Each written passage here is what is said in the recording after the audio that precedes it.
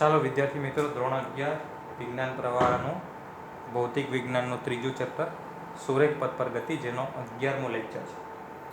આગળના લેક્ચરમાં આપણે વેગ અને પ્રવેગ વિશેના આલેખો, એની આગળના લેક્ચરમાં આપણે સંકલન વિશેની માહિતી મેળવી ગયેલા. થોડા લેક્ચર આગળ આપણે વિકલન વિશેની પણ માહિતી મેળવી ગયેલા. પછી આપણે સ્થાન અને સમયના આલેખો પણ જોઈ ગયા છીએ. એટલે આજના લેક્ચરમાં આપણે શું કરશું? તો આજના લેક્ચરમાં આપણે કશું નહીં, પરંતુ અત્યાર સુધી જે જોયું છે એને એક પ્રકારે તમે રિવિઝન કહી શકો, અને જે કામના મુદ્દાઓ છે તે આજના લેક્ચરમાં મળશે તમને. એટલે તમે અહીંયાથી નોટ્સ તરીકે પણ શોર્ટકટ પેલું સારાંશ લખો ને, એ ટાઈપનું પણ તમે મટીરિયલ રેડી કરી શકશો કે આલેખ પરથી કઈ કઈ વિગતો તમે ભેગી કરી શકો અને એનો મિનિંગ શું થાય.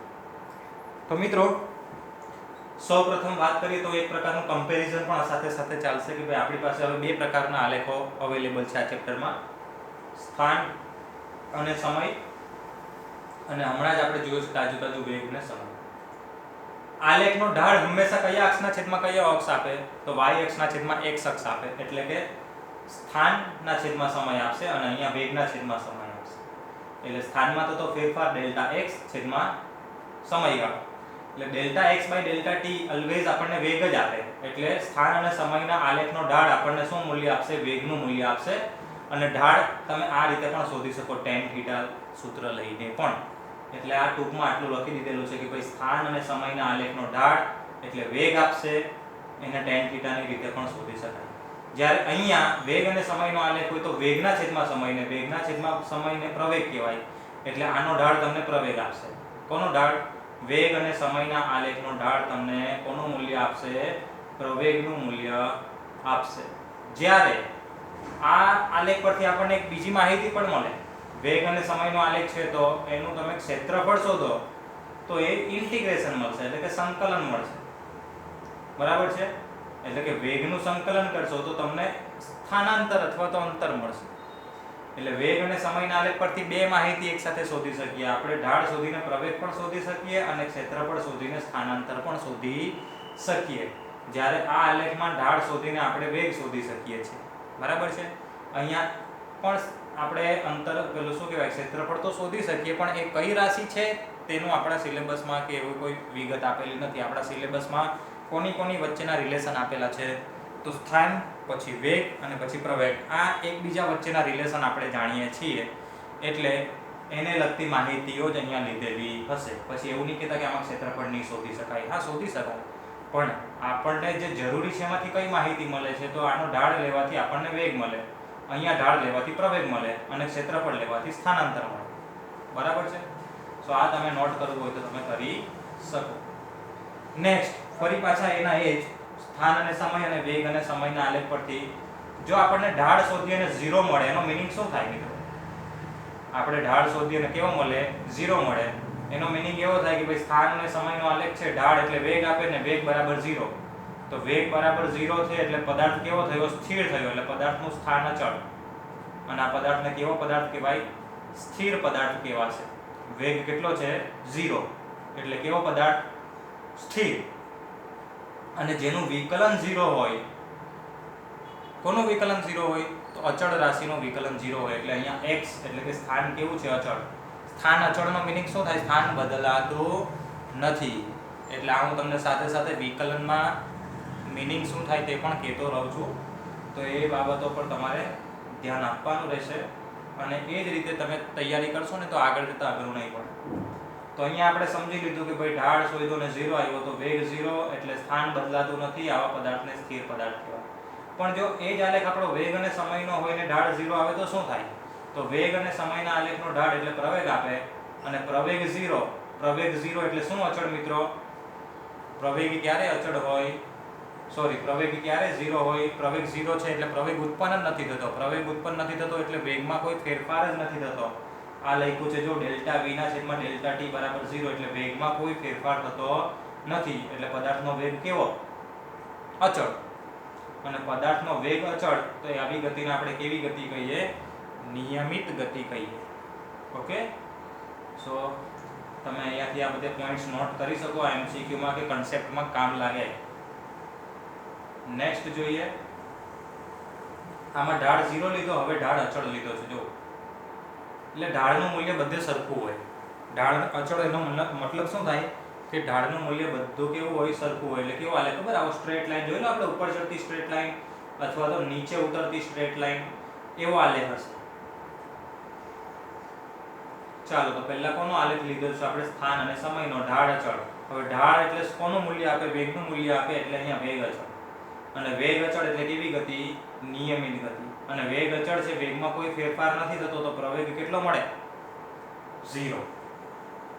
ઓકે, એટલે નિયમિત ગતિ હોય તો પ્રવેગ 0 મળે, જે આપણે અહીંયા જોઈએ જ ગયા ઓલરેડી. જો પ્રવેગ 0 છે એટલે વેગ અચળ અને નિયમિત ગતિ. અને અહીંયા વેગ અચળ છે એટલે નિયમિત ગતિ, પ્રવેગ 0. તો બંને આલેખમાં ડિફરન્સ એટલો કે જો વેગ અને સમયનો આલેખ હોય ને ઢાળ 0 હોય તો નિયમિત ગતિ, બરાબર છે. પણ સ્થાન અને સમયનો આલેખ હોય તો ઢાળ અચળ હોવો જોઈએ તો નિયમિત ગતિ. એટલે નિયમિત ગતિ માટે તમને કોઈ એવું પૂછે મિત્રો કે તમે સ્થાન અને સમયનો આલેખ પણ દોરો અને વેગ અને સમયનો આલેખ પણ દોરો, તો નિયમિત ગતિ છે એટલે સ્થાનમાં તો સરખો ફેરફાર થાય, એટલે ગ્રાફ આવો ચડતો આવે. કેવો આવે? ચડતો આલેખ આવે. પણ વેગ અને સમયનો આલેખ કેવો આવે? નિયમિત ગતિ એટલે વેગ અચળ, તો વેગનો આલેખ આવો સીધો આવશે. સમજો છો? સીધો એટલે કેવો? આડી લાઈન જેવો. આડી લાઈન છે ને એના જેવો. ચાલો નેક્સ્ટ, વેગ અને સમયના આલેખમાં જો ઢાળ અચળ લઈએ તો વેગ અને સમયના આલેખ પરથી ઢાળ એટલે પ્રવેગ, તો અહીંયા પ્રવેગ અચળ થાય, તો આવી ગતિને આપણે અચળ પ્રવેગી ગતિ તરીકે ઓળખીએ છીએ.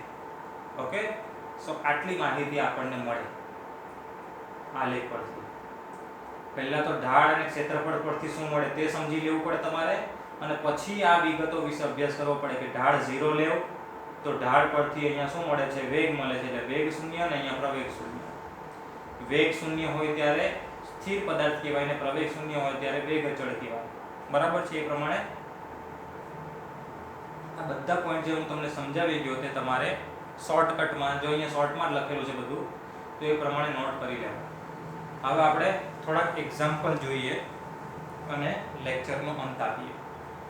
અહીંયા તમને દેખાતો હશે કે પહેલો આલેખ જે છે તે વેગનો છે. જો અહીંયા વેગ છે અને અહીંયા સમય છે.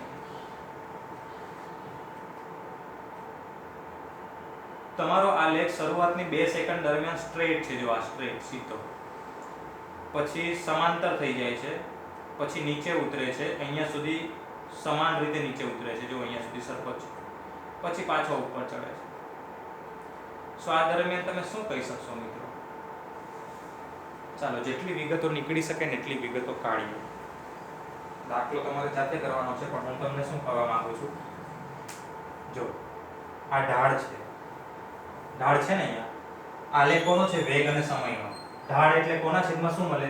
વેગના છેદમાં સમય. વેગના છેદમાં સમય એટલે શું? પ્રવેગ. એટલે આનો ઢાળ શું આપશે? પ્રવેગ. અને બધે ઢાળ સરખો છે અહીંયા સુધી, એટલે પ્રવેગ કેટલો? સરખો. એટલે અહીંયા સુધી અચળ પ્રવેગી ગતિ છે મિત્રો. શું બોલાય? અચળ પ્રવેગી ગતિ છે. અને તમને પ્રવેગ શોધવાનું કહે તો તમારે ઢાળ શોધવાનો. ઢાળ કેવી રીતે શોધશો? આ 10/2. એટલે વેગ કેટલો બદલાયો? તો 10, અને સમયગાળો 2, તો 5 આવ્યો. 10/2 એટલે કેટલા આવ્યા? 5. અહીંયા વેગ અચળ થઈ ગયો. જો અથવા તો ઢાળ નથી, આનો ઢાળ જ નથી, સમતલ સપાટી છે. તો ઢાળ 0 એટલે પ્રવેગ 0, અને પ્રવેગ 0 એટલે પ્રવેગ ઉત્પન્ન જ નથી થતો, તો વેગ બદલાતો જ નથી, એટલે વેગ અચળ. જોઈ લો 10/10 જ છે. તો અહીંયા આટલા સમયગાળા દરમિયાન વેગ કેવો? અચળ. પછી આ કેવી ગતિ થઈ? પ્રતિપ્રવેગી ગતિ થઈ, કારણ કે આ ઉતરતો ઢાળ છે એટલે પ્રવેગ ઋણ આવશે, કારણ કે ઢાળ ઋણ આવશે. બરાબર છે? એટલે અહીંયા પ્રવેગી ગતિ, અહીંયા પ્રતિપ્રવેગી ગતિ, વળી પાછા અહીંયા પ્રવેગી ગતિ. તો તમે આટલા સમય દરમિયાન પ્રવેગ શોધી શકો, અહીંયા પણ પ્રવેગ શોધી શકો, આ સમયગાળા દરમિયાન પ્રવેગ શોધી શકો, અને આ સમયગાળા દરમિયાન પ્રવેગ શોધી શકો. આ બધું તમારે કરવાનું છે મિત્રો. અહીંયા દાખલો ગણેલો નથી. તમે આગળના આપણા આલેખવાળા ઢાળવાળા સમજેલા જ હશે લેક્ચર, એના પરથી તમને આવડે જ છે કે ઢાળ કઈ રીતે શોધવું. આ બાજુના છેદમાં આ બાજુ, બધામાં જ એવું કરવાનું છે. અહીંયા તમે આટલું લેશો તો પણ ચાલશે ને આખું લેશો તો પણ ચાલશે. આખું લેશો તો સમયગાળો કેટલો? 4 અને 8 વચ્ચે કેટલી સેકન્ડ થાય? ટોટલ 4. અને ફેરફાર કેટલો? તો -10 અને +10 વચ્ચે તફાવત કેટલો થાય? 20 નો થાય.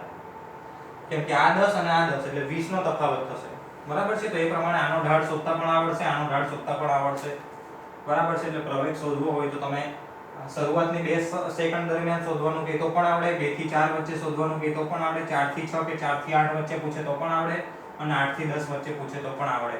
એટલે એક સાથે 4-5 દાખલાઓ થઈ ગયા એકમાં ને એકમાં. અને બીજું તમે શું શોધી શકો? અંતર અથવા તો સ્થાનાંતર શોધી શકો. અંતર શોધવા માટે શું કરશો? ક્ષેત્રફળ શોધશો. એટલે પહેલું આ ત્રિકોણ પકડશો એનું શોધશો, પછી આ ચોરસ પકડશો એનું શોધશો, પછી આ ત્રિકોણનું શોધશો, પછી બીજો આ ત્રિકોણનું, અને છેલ્લે આ ત્રિકોણનું. એટલે 1 2 3 4 અને 5. એટલે આ પણ કેટલા દાખલા? 5 દાખલા. શરૂઆતની 2 સેકન્ડ દરમિયાન પૂછે તો આટલું શોધવાનું, 0 થી 4 વચ્ચે પૂછે તો આટલું શોધવાનું, 0 થી 6 વચ્ચે પૂછે તો ટોટલ આટલું લેવાનું, 3 ને 3 નું, બરાબર છે. અંતર પૂછે તો સરવાળો લેવાનો, સ્થાનાંતર પૂછે તો કોની સરવાળો કોની બાદબાકી? તો સ્થાનાંતર પૂછે તો ઉપરના 3 નો સરવાળો, આ બેની બાદબાકી. આ બધા કન્સેપ્ટ તમારા ઓલરેડી ક્લિયર છે અને આપણે આવા દાખલા પણ જોઈ ગયા છે. તો એક જ દાખલામાં ઘણા બધા દાખલા છે. તમે પ્રવેગ શોધી શકો અલગ અલગ સમયગાળા માટે, અને અંતર અથવા સ્થાનાંતર પણ શોધી શકો અલગ અલગ સમયગાળા માટે. તો આ બધું તમારે કરવાનું રહ્યું આ એક જ રકમમાં. બીજી રકમમાં શું આપ્યું છે? તો અહીંયા પાછો વેગ જ આપ્યો છે મીટર પર સેકન્ડમાં, અને અહીંયા સમય આપ્યો છે, બરાબર. એનો આલેખ, તો જે વસ્તુ અહીંયા સમજાય એ જ વસ્તુ તમે અહીંયા સમજી શકો મિત્રો. તમારો આલેખ અહીંયા ઢાળ 0 છે એટલે પ્રવેગ 0 એટલે વેગ અચળ છે, પછી પ્રવેગી ગતિ, પછી પ્રતિપ્રવેગી ગતિ. પ્રવેગ શોધવો હોય તો બહુ સહેલું, અહીંયા 0. આનો ઢાળ શોધતા આવડશે. આનો ઢાળ શોધવો હોય તો અહીંયા ખબર જ છે, જો આ બિંદુ પર 2 છે અને આ બિંદુ પર 10 છે, તો તફાવત કેટલો આવ્યો? 10 માંથી 2 જાય તો 8. અને આ સમયગાળો કેટલો લીધો? તો 5 અને 10 વચ્ચે કેટલી સેકન્ડ આવે? 5. એટલે 8/5. તો એ તમને પ્રવેગ મળી ગયો. એવી રીતે અહીંયા પણ પ્રવેગ શોધવો હોય તો મળી શકે તમને, શોધી શકો. પણ અંતર અને સ્થાનાંતર શોધવા માટે તમારે અહીંયા એક વસ્તુ વધારાની કરવી પડશે મિત્રો. જો આ તો લંબચોરસ છે, અહીંયા 2 અને અહીંયા 5, તો આનું તો આવડે ક્ષેત્રફળ શોધતા. પણ આ આકારનું નહીં આવડે તો અહીંયાથી શું કરવાનું? લાઈનને લાંબી કરી દેવાની અને બીજું લંબચોરસ બનાવી દેવાનું. તો આ લંબચોરસ અને આ લંબચોરસનું સરખું જ આવશે, બંનેનો સરવાળો, અને પછી આ ત્રિકોણ બને છે. જો અહીંયા આટલું બતાવું છું મિત્રો, આટલું. તો એમાં વેધ અને પાયો લઈને એનું ક્ષેત્રફળ શોધવાનું. એટલે 1 2 અને 3 અને વત્તા 4 આખું, તો એ તમને મળશે અંતર અથવા સ્થાનાંતર. ઓકે. તો બંને દાખલા સમજાવી દીધા. બંને રકમમાં વેગ અને સમયના જ આલેખ છે. એટલે તમે પ્રવેગ પણ શોધી શકો ઢાળ શોધીને, અને ક્ષેત્રફળ શોધીને અંતર અથવા સ્થાનાંતર પણ શોધી શકો. આ બંને કામ તમારે જાતે કરવાનું પ્રેક્ટિસ માટે. ઓકે. તમારી પ્રેક્ટિસ માટે જ અમે લીધેલા છે. પીડીએફ હોય તો એમાંથી લઈ લેજો રકમ, બાકી અત્યારે વિડીયોને પોઝ કરીને રકમ એટલે કે આકૃતિ દોરી શકો તમે, ગ્રાફ. નેક્સ્ટ અહીંયા પણ પાછો વેગ અને સમયનો આલેખ આપ્યો અને પૂછ્યું છું આલેખ પરથી જુદા જુદા સમયગાળા દરમિયાન પદાર્થના પ્રવેગની માહિતી મેળવો. ચાલો, જુદા જુદા સમયગાળા દરમિયાન એટલે મેં કયો કયો સમયગાળો લઈ લીધેલો છે અહીંયા? AB, BC અને CD. કઈ રીતે સમજ પડશે મિત્રો? જો અહીંયા આ વસ્તુ સમજી લો. વેગ અને સમયનો આલેખ છે ને આપણને પૂછ્યું છે પ્રવેગની માહિતી. પ્રવેગ એટલે ઢાળ શોધવો પડે. તો તમને અંદાજો લગાવવો પડશે, કારણ કે અહીંયા બધો સમયગાળો આપ્યો નથી અને આલેખ ગમે તેવો છે, બરાબર છે. તો આ AB જે છે ને તે સમાંતર છે એટલે સમતલ સપાટી છે, તેનો ઢાળ નહીં આવે. એટલે AB માટે પ્રવેગ 0 આવશે. AB માટે પ્રવેગ કેવો આવશે? 0. પછી આમાંથી કયો ઢાળ ચડવો સૌથી અઘરો છે? આ કે આ? તો તમને દેખાશે કે આ B થી C વચ્ચેનો જે છે તે વધારે પડતો શાર્પ છે, ઉપર તરફ છે. એટલે આ ઢાળ સૌથી અઘરો છે, એટલે આનો મેક્સિમમ મળવાનો. એટલે B અને C વચ્ચે પ્રવેગનું મૂલ્ય મહત્તમ મળશે, મેક્સિમમ લખેલું છે. અને એક વિભાગ C અને D વચ્ચે પ્રવેગ કેવો મળશે? નેગેટિવ મળશે. પ્રતિપ્રવેગી ગતિ છે C અને D વચ્ચે.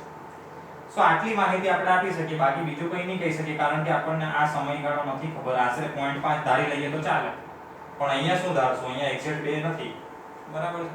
તમને જ્યારે PDF માં મળશે ત્યારે તમને આઈડિયા આવશે કે લગભગ આ એક્ઝેક્ટ 2 નથી, પણ તો પણ લઈને ગણવું હોય તો કોઈ ના નથી કીધું આપણને. તો તમે અલગ અલગ માટે પ્રવેગ શોધીને પણ તમે લખી શકો આશરે કે અહીંયા 0.5 ધારી લેવું, અહીંયા 1.5 ધારી લેવું, અને અહીંયા 2.5 ધારી લેવો. એ પ્રમાણે તમે સમયગાળા ધારીને પછી આગળ વધી શકો.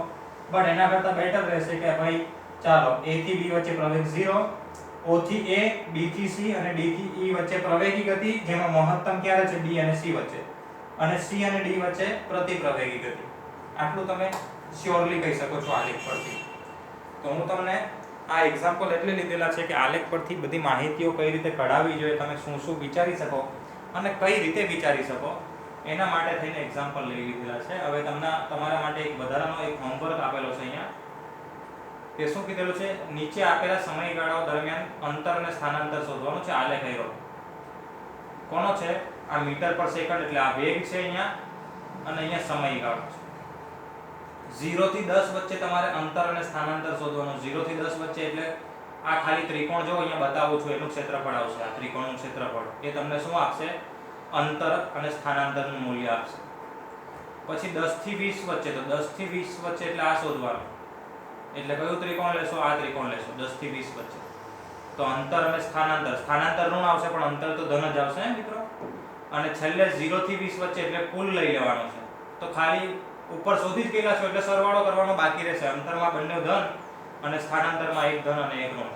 સો આ પ્રમાણે આ દાખલો પણ તમારે જાતે કરવાનો છે. બિંદુઓ તમને ખબર જ છે, આ +12, આ -12, આ 0, આ 10 અને આ 20 બધી વેલ્યુ તમને આપી દીધેલી છે. ક્ષેત્રફળમાં 1/2 પાયો ગુણ્યા ભાઈ ત્રિકોણના ક્ષેત્રફળનું સૂત્ર તમને આવડે છે. ઓકે, સો આજ માટે આટલું જ ઇનફ છે. આજે બધા ફંડા ક્લિયર કરાવ્યા તમને. આગળ આલેખ પરથી કઈ કઈ માહિતીઓ મળે તે. હવે નેક્સ્ટ લેક્ચરમાં આપણે નવા ટોપિક સાથે મળશું.